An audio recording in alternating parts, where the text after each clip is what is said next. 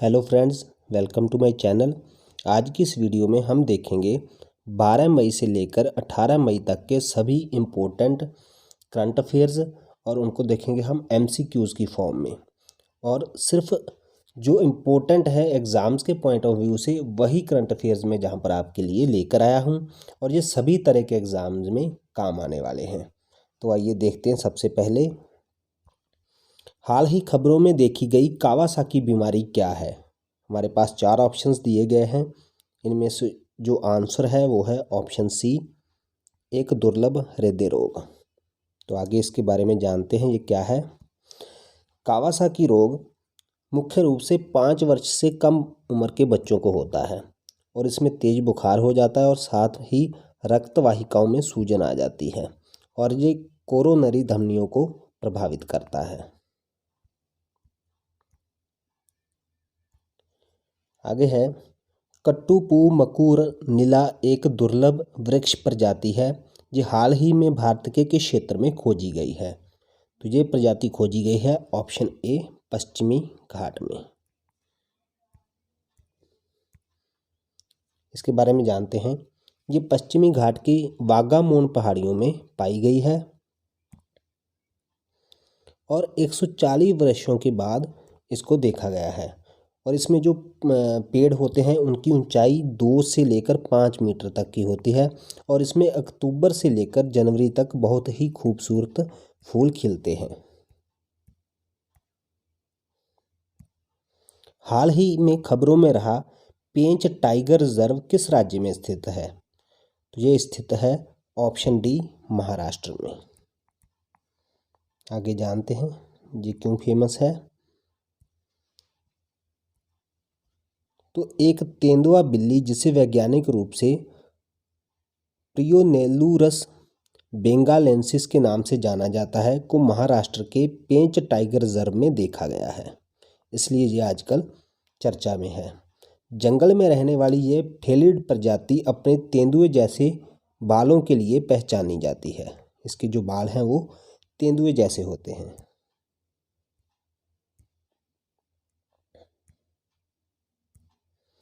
हाल ही में किस देश ने 30वीं सुल्तान अजलान शाह ट्रॉफी जीती है। तो ये ट्रॉफी जीती है ऑप्शन बी, जापान ने।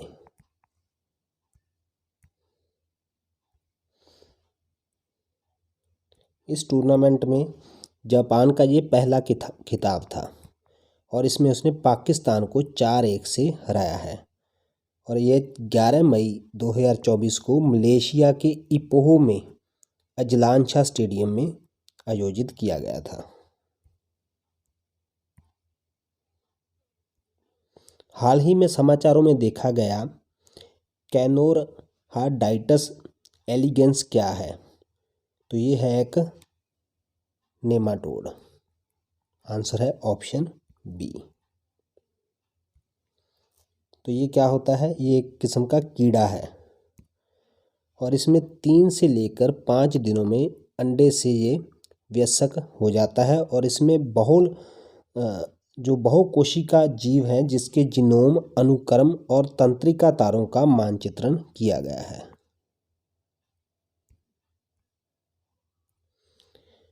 आगे है, सुरजीत पात्र जिनका हाल ही में निधन हो गया वह किस भाषा के कवि थे। तो सुरजीत पात्र कवि थे ऑप्शन सी, पंजाबी भाषा के और ये एक बहुत प्रसिद्ध कवि थे। इनको पद्मश्री पुरस्कार से सम्मानित किया गया था और 79 ईयर्स की अब इनकी एज थी जब इनका निधन हुआ और कहाँ पर हुआ है, पंजाब के लुधियाना में। हाल ही में संयुक्त राष्ट्र महासभा ने किस दिन को विश्व फुटबॉल दिवस घोषित किया है। तो ये घोषित किया गया है ऑप्शन डी, 25 मई को।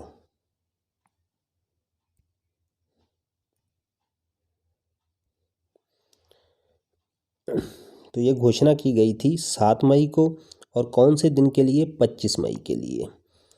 193 सदस्यों वाली संयुक्त राष्ट्र महासभा ने ये प्रस्ताव पारित किया है और ये प्रस्ताव पेश किया गया था लीबिया के राजदूत ताहेर अल सोनी के द्वारा और इसको सर्वसम्मति से पास किया गया है।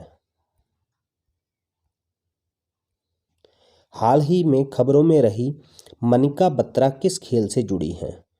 तो मनिका बत्रा का जो संबंध है वो है ऑप्शन बी, टेबल टेनिस के साथ। ये है मनिका बत्रा और इन्होंने महिला एकल रैंकिंग में दुनिया की शीर्ष जो जो शीर्ष 25 जो खिलाड़ी हैं उनमें इन्होंने प्रवेश किया है, टॉप 25 में।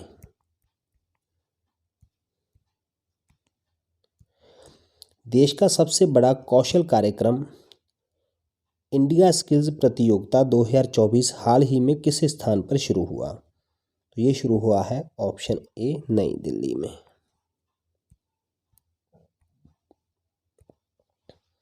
ये 15 मई 2024 को नई दिल्ली में इसका आयोजन किया गया है और ये एक द्वैवार्षिक कार्यक्रम है, यानी कि ये हर 2 वर्ष के बाद होता है।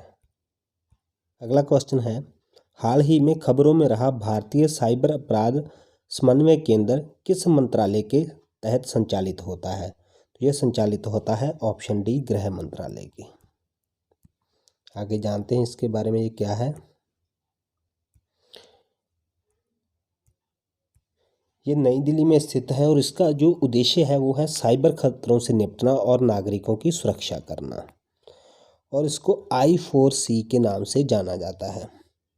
आई मायने इंडियन और साइबर के लिए C, फिर क्राइम के लिए C, कोऑर्डिनेशन के लिए C और केंद्र के लिए C। आई के बाद 4 C हैं, इसलिए इसको I4C के नाम से जाना जाता है। और इसने माइक्रोसॉफ्ट के समर्थन से ब्लैकमेल और जबरन वसूली जैसे साइबर अपराधों में शामिल 1000 से अधिक स्काइप आईडीज को ब्लॉक किया है, इसलिए ये आजकल खबरों में है। हाल ही में किस संस्थान ने नदियों के गंदे जल के उपचार के लिए पर्यावरण अनुकूलन समाधान खोजा है? तो यह समाधान खोजा है ऑप्शन बी, भारतीय पेट्रोलियम एवं ऊर्जा संस्थान विशाखापट्टनम ने। और इस समाधान को झिल्ली की सतह संशोधन तकनीक कहा जाता है। हाल ही में किस देश ने दुनिया के पहले 6G डिवाइस का अनावरण किया है? तो ये अनावरण किया गया है जापान के द्वारा। आंसर है ऑप्शन सी। इसमें जो 6G है इसमें 5G से 20 गुना ये आगे चलेगा, यानी कि इसने 20 गुना उसको पीछे छोड़ दिया है। और इसमें जो डाटा ट्रांसफ़र होने का जो स्पीड है वो रहेगी 100 Gbps। हाल ही में किन 2 देशों ने हाइपरसोनिक मिसाइलों के लिए संयुक्त रूप से इंटरसेप्टर विकसित करने के लिए एक समझौते पर हस्ताक्षर किए हैं? तो ये हस्ताक्षर किए गए हैं संयुक्त राज्य अमेरिका और जापान के द्वारा। आंसर है ऑप्शन ए। ये क्यों चर्चा में है? तो इसलिए है ये कि इसमें $3 बिलियन से अधिक की लागत वाले एक जो एग्रीमेंट है उस पर हस्ताक्षर किए गए हैं इन दोनों देशों के दरमियान। और जापान में मिसाइल प्रौद्योगिकी में इससे तेजी आएगी। और ये क्यों किया जा रहा है? क्योंकि चीन और उत्तर कोरिया के साथ बढ़ते तनाव के बीच जापान के रक्षा बजट में बढ़ोतरी करना चाहता है जापान, इसलिए ये जो समझौता है ये किया गया है। 2024 पेरिस ओलंपिक के लिए क्वालिफाई करने वाले पहले भारतीय पुरुष पहलवान कौन हैं?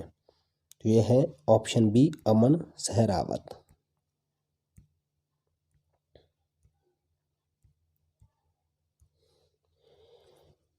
ये हैं अमन सहरावत और इनको इस्तांबुल में जो विश्व कुश्ती ओलंपिक क्वालिफायर में पुरुषों के 57 किलोग्राम वेट में इनको जो कोटा है वो हासिल हुआ है।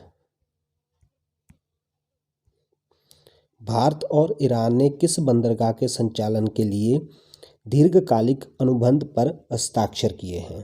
तो भारत और ईरान ने हस्ताक्षर किए हैं चाबहार में शाहिद बहेश्ती बंदरगाह के लिए।